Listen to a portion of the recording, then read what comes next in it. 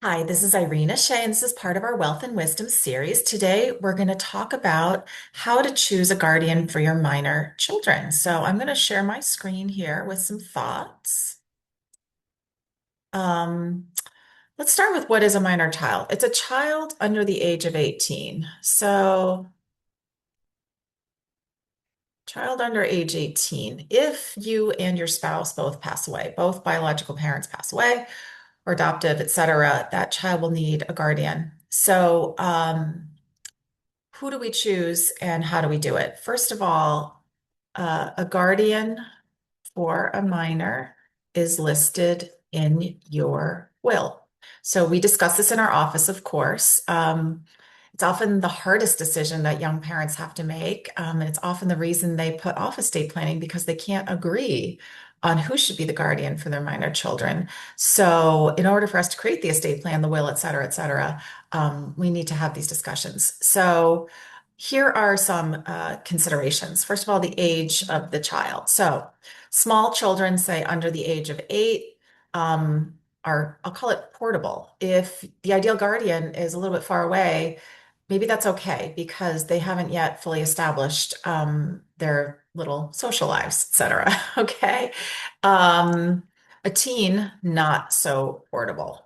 Okay. They're in their high school, they have their friends. They would be traumatized, frankly, by losing parents and then losing their community. So local becomes more important for the teen. So, geography, right? Closest guardian, often the best choice. So if you have someone in town or in the county in which you live or whatnot, that is obviously better than shipping them off across the country, um, if that person exists. The other is the age of your guardian. So if you're going to name your parent who's in their mid 60s, that's probably okay. But if they're in their mid 70s and you have a toddler, that's going to be rough. Okay. So the age of the guardian, are they up for the job? Is the question. And we suggest you have courtesy conversation with potential guardians.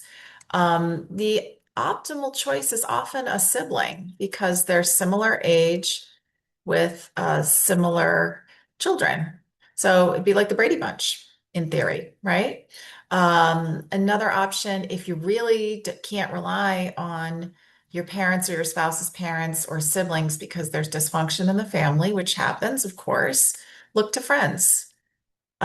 Close friends, close friends where the kids are also friends and nearby in school system, that might be the answer, right? That could be good.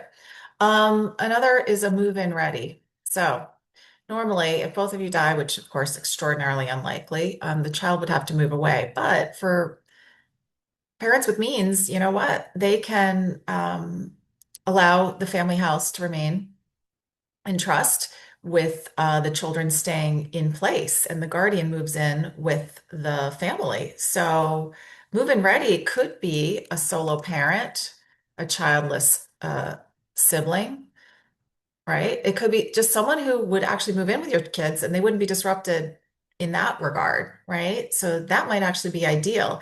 And we have side letters to guardians and trustees, and sometimes we add a request. We can't mandate it, but a request that the guardian move into the home with the children so that they experience continuity in the event of a tragedy.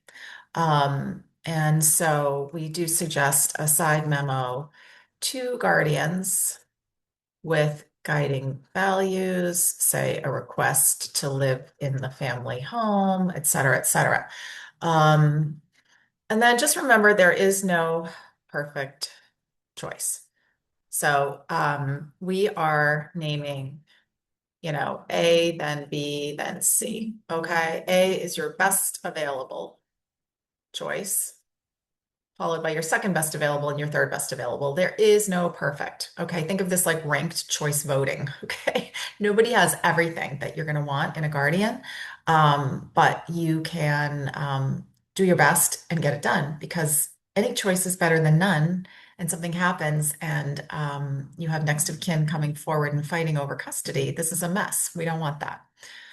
So there's a lot more to this. It's more nuanced, but this was intended to be a starting point for young families who are trying to name the best guardians, remember that estate planning is flexible. If 5 years from now, the choice A guardian that you had is no longer such a good fit, we can update and refresh the will with new guardians or flip the order, et cetera, et cetera. It's not set in stone, but you do need a starting point. So if you'd like to learn more, please go to our website at irinashea.com, click the Get Started tab, and our consultations are free of charge. Thanks.